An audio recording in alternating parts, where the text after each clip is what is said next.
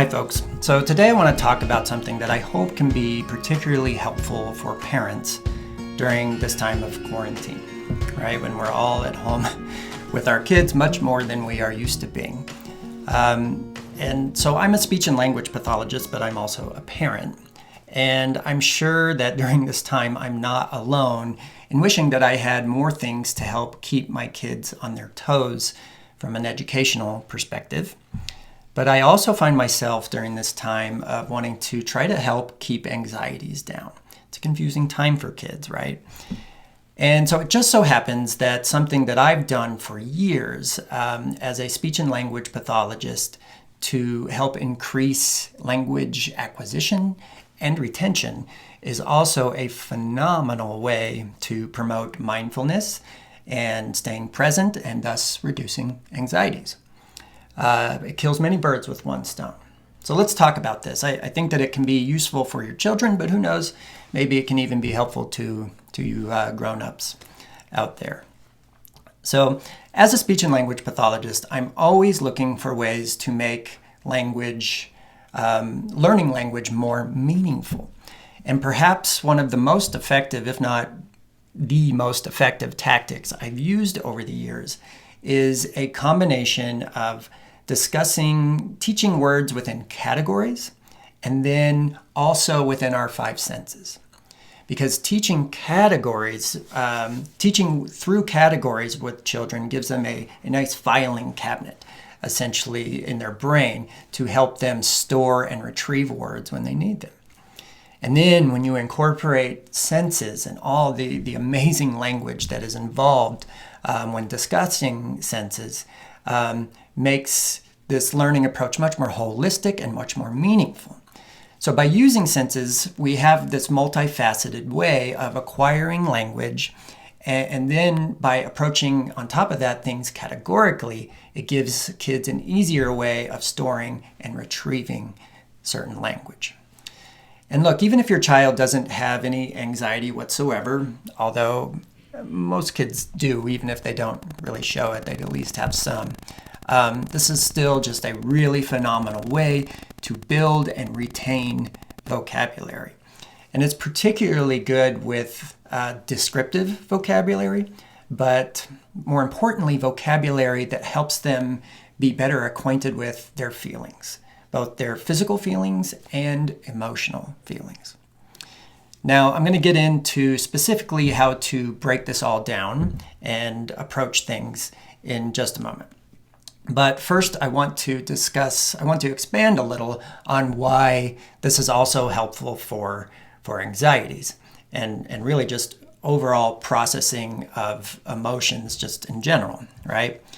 So my son, he's 7 right now, he actually has pretty significant anxiety even in normal circumstances before all of this quarantine and everything.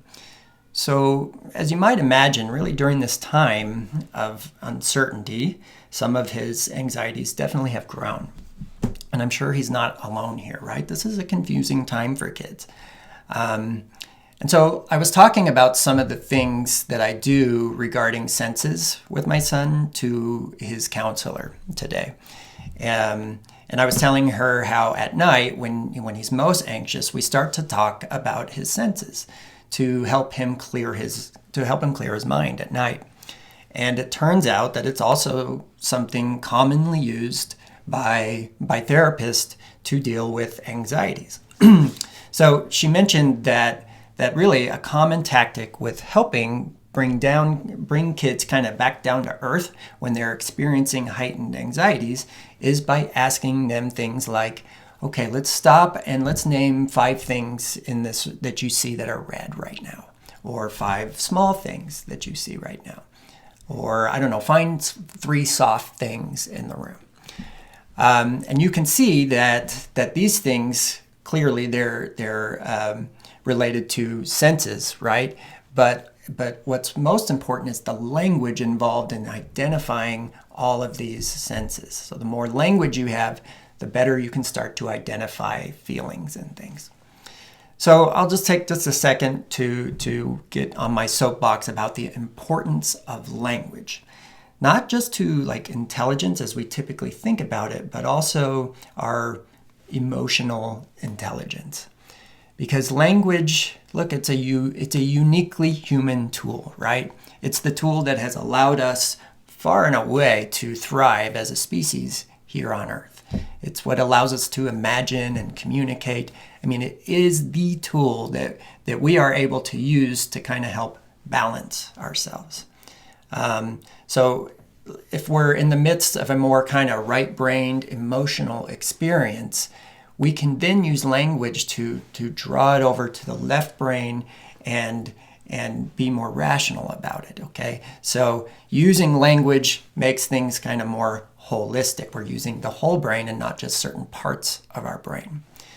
So giving your child the ability to identify their feelings and emotions by having the right language to do so ultimately is one of the best gifts that you can give them in their life. It allows them to have a kind of fuller and calmer human experience. And it's not just something that can be helpful in the short term. It's hopefully something that they can lean upon for their entire lives. So I could go on with the soapbox, but I won't. So let's talk specifics and how to approach breaking down each sense, because this is kind of where it gets fun. I'll just touch on this briefly in the video, but what I'll do is I'll give you a link to this document that you're seeing that you can download, and you can look further into this and really do a deep dive if you want. Because this is something that if you just kind of have a focus of the day for each sense and the subcategories within, you could easily run that for a few weeks. And I promise you, if you do that, the end results will be phenomenal, both from an educational perspective, but also from an emotional perspective. So let's take a quick look. Okay, so first things first, here are our 5 senses. Pretty basic, I think most people know this. There are certainly more than 5 senses, but for the purposes of keeping things simple, we'll go with the 5 traditional senses. So I'll give an example of what I mean by segmenting senses. I'll use sense of touch as an example, and then you can use this basic premise for all the different senses and the subcategories or segments that fall under that particular sense. So with touch, we can break things down into consistency. For example, if we're talking about Play-Doh, it's soft and gooey. So you could spend an entire day. We're just going to be talking about the consistency of various things in the house or in the backyard. One great thing to do if your brain is not coming up with good descriptive words like mine often is just Google descriptive words for consistency, and a ton of stuff will come up. The first one here, you can see there's 920 results on this great website. It's describingwords.io, and it's very helpful.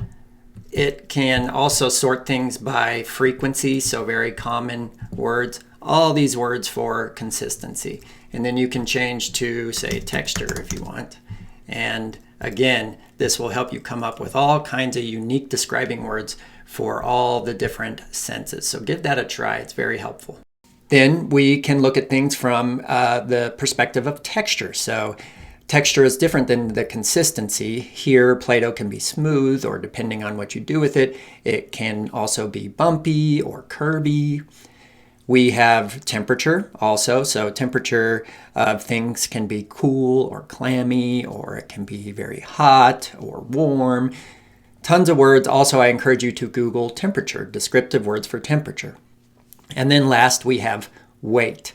So in this case, Play-Doh is very light, but you could talk about things that are a little bit heavy or very heavy. Again, I encourage you to Google descriptive words for weight and go around the house. You can even turn things around and say, let's go find things in the house that are super light.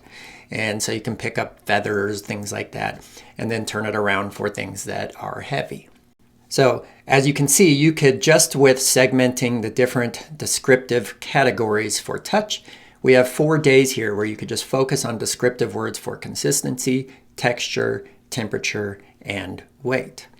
And actually, if you download the document that is associated with this video, we provide you with charts where you can go through and look at things on a daily basis and even log some of your favorite words as you learn new words.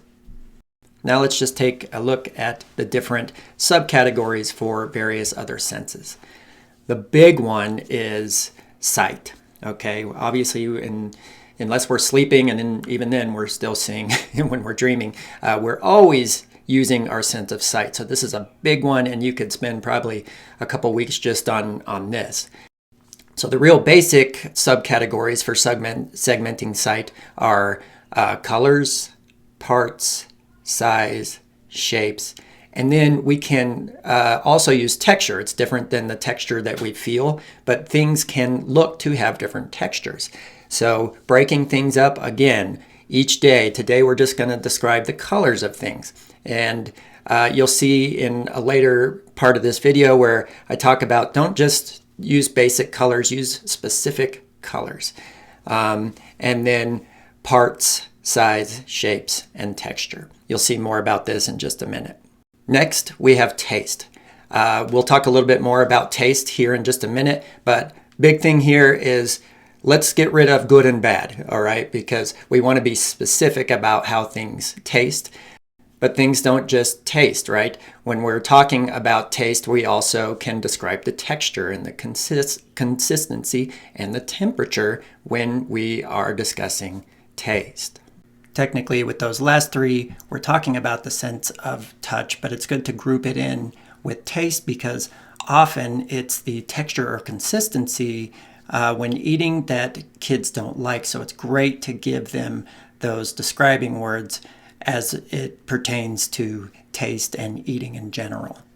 Touch, here again, we went into detail about this, but here they are again. You'll see this in the document that's available to download.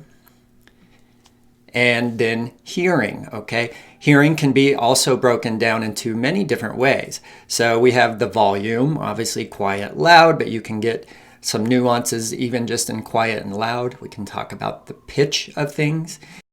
And then also nouns for this are what we commonly refer to as onomatopoeias, right? So pitter patter and these things, words that describe certain sounds. This one can be super fun when you go and talk about onomatopoeias in general. Even just saying that word is fun, right? And then last we have segmenting smell. You'll see a little bit more about this in just a second too, but get specific. You can break it down into things that smell nice, pleasant smells, and unpleasant smells. And then also, again, we can talk about it smells like, I don't know, pizza, okay, or certain things. We can get comparative about that. So now just take a little bit more about how to get specific with these things.